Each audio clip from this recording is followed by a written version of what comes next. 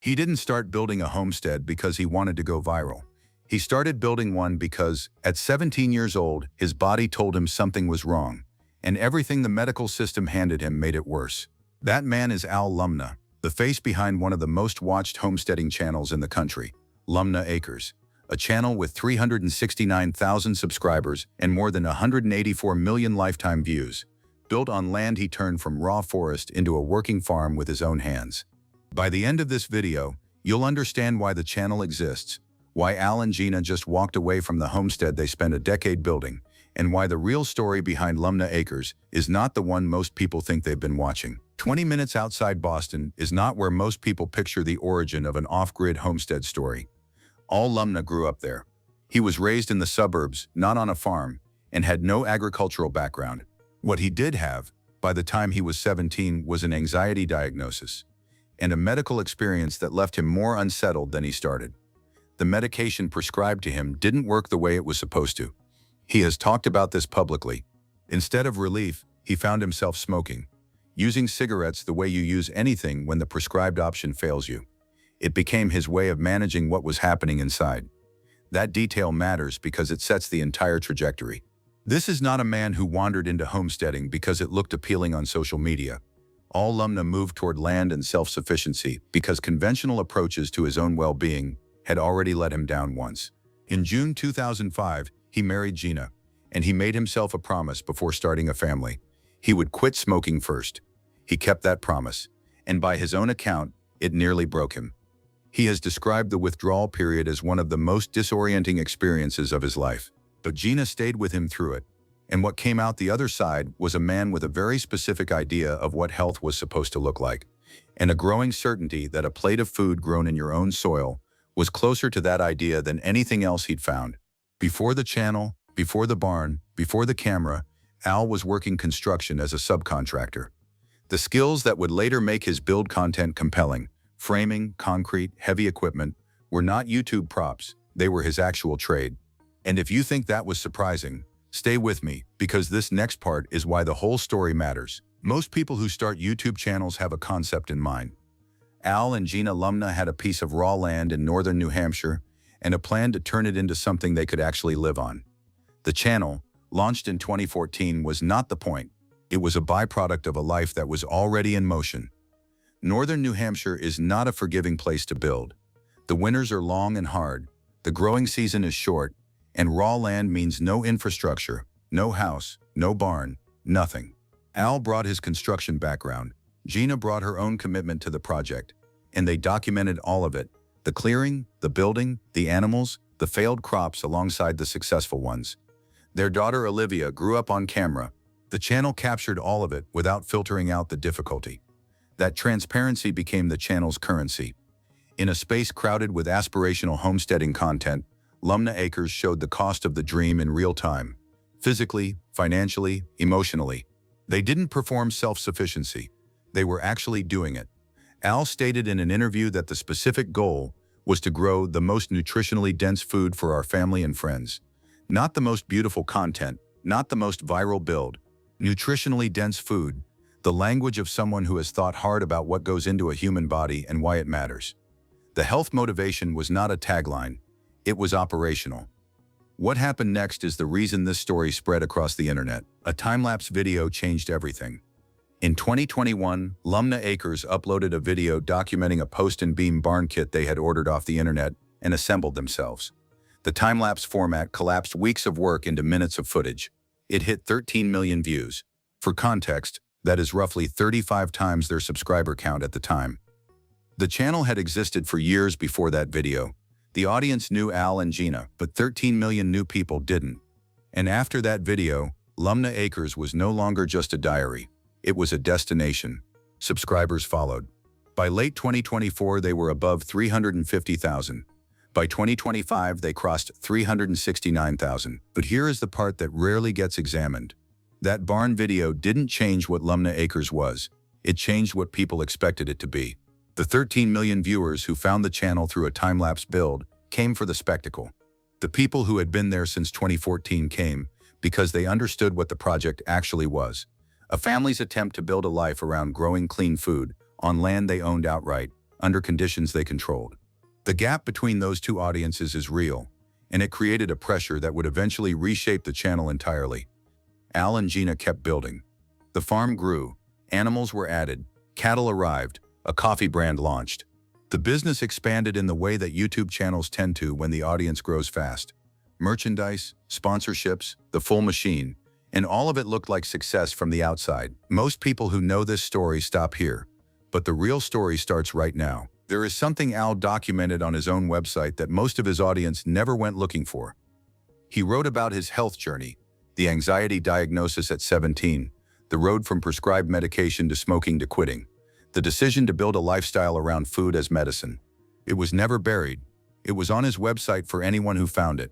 But on a channel with 180 million views, most people never read what the creator wrote before the camera was their primary communication tool.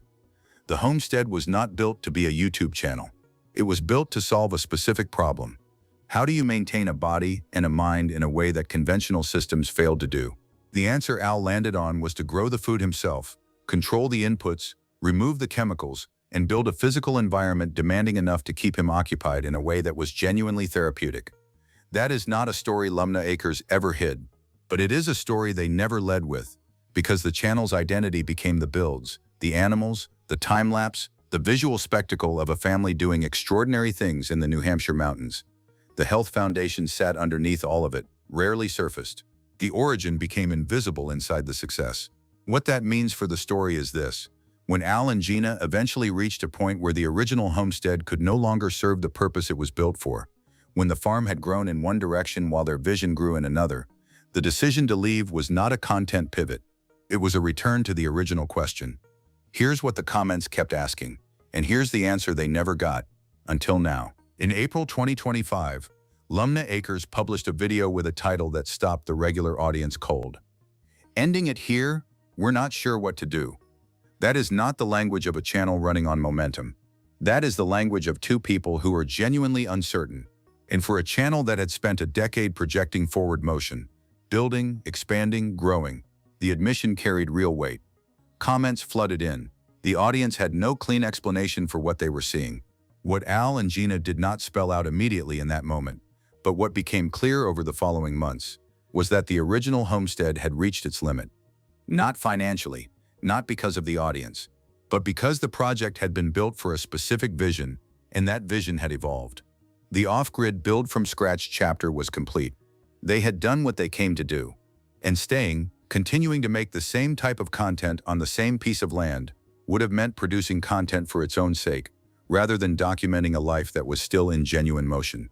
They chose the life over the content, and they paid for a 150-year-old vacant farm to prove it. At this point in the story, most people walked away.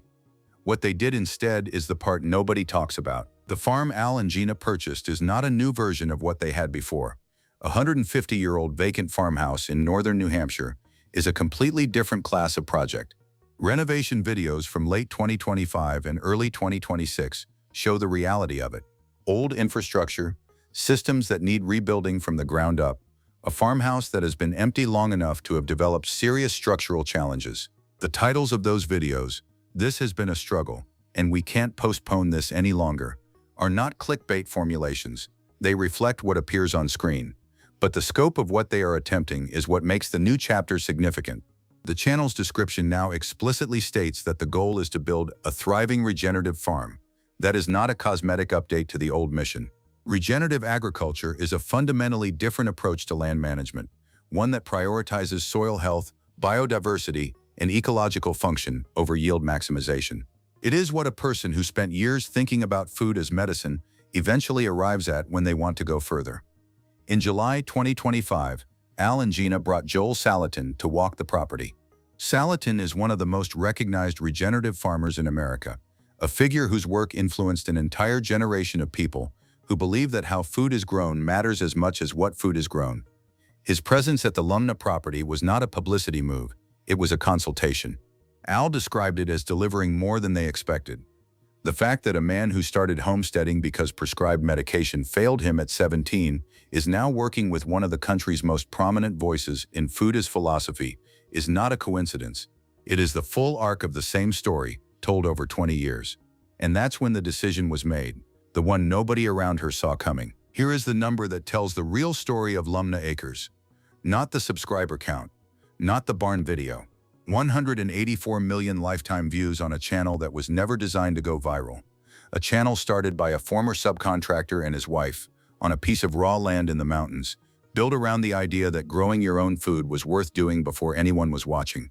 Third-party estimates place the channel's cumulative AdSense earnings in the range of $350,000 to $500,000 depending on the calculation method.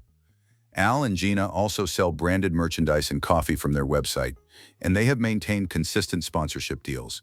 By any reasonable calculation, the channel became a business, a real one, with real revenue attached to the content it produces. What that revenue appears to have purchased is the ability to take the next risk. Buying a 150-year-old vacant farm is not a cautious financial move. Bringing in Joel Salatin to consult on a regenerative strategy is not a low-overhead content decision. These are the actions of people who built a financial foundation through a decade of consistent publishing and are now deploying that foundation toward the thing they actually wanted to do next. Al didn't build the channel to get rich. He built it to fund the life. And the life keeps moving. And if you think that was surprising, stay with me, because this next part is why the whole story matters. Lumna Acres built its audience on transparency. That is not in dispute. The bad harvests made it into the videos. The struggles of renovation made it into the titles. The April 2025 video about uncertainty made it into the feed. But there is one thing the channel never quite said out loud. Not in a title, not in a hook, not in a way that would reach the 13 million people who found them through the barn time-lapse. Al Lumna built this homestead because the standard prescription for anxiety didn't work. Because he quit smoking cold at 25 and survived it. Because he married a woman who didn't leave when he was, by his own description, nearly a wreck. And because the only thing that made consistent sense to him, across all of it, was the idea that the food you eat, the land you work, and the physical demands you place on yourself are a form of medicine that no one can prescribe for you. You have to build it. That is what Lumna Acres is. Not a homesteading channel, not a DIY series, not a barn time-lapse with 13 million views. It is one man's long, public, largely unannounced answer to a question he has been carrying since he was a teenager outside Boston, and his willingness to let the camera run while he works toward it. The 150-year-old farm is the newest version of that answer. It will not be the last. The thing that holds this story together, across the anxiety diagnosis, the construction work, the raw land, the viral barn, the coffee brand, the regenerative pivot, is that Al Lumna has never once changed what he was actually doing. He has only found larger and more honest versions of the same decision. Right now, Al and Gina are 3 videos per week into rebuilding a 150-year-old farm from the ground up. The renovation is ongoing. Joel Salatin's regenerative plan is being implemented. And the channel that started as a personal health project, became a DIY destination, and then became a genuine media business is still running on the same fuel it started with. 2 people who decided that building something real was more important than building something perfect. Watch what they do with the farmhouse. That is where the next chapter of Lumna Acres gets written. If you followed this channel for years, here's the question worth asking. Do you think Al and Gina were right to leave the homestead they built from scratch? Or is walking away from 10 years of work something you could never do, no matter how good the reason?